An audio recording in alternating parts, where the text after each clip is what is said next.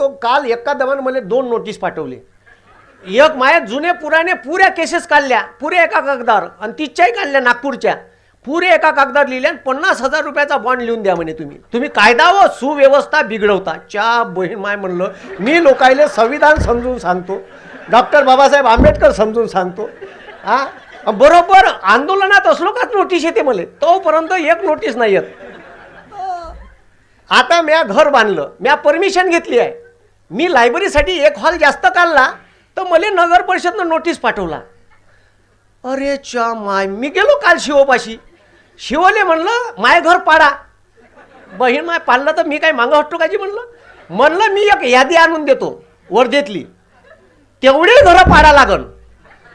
मग म्हणे साल आणि म्हणलं पालकमंत्री पंकज भोयरचं कॉलेज बिना परवानगीचं आहे म्हणलं, मायापाशी ITI दाखवला. अरे अरे अरे साल म्हणे चुपचापच राहिला, बोललाच नाही.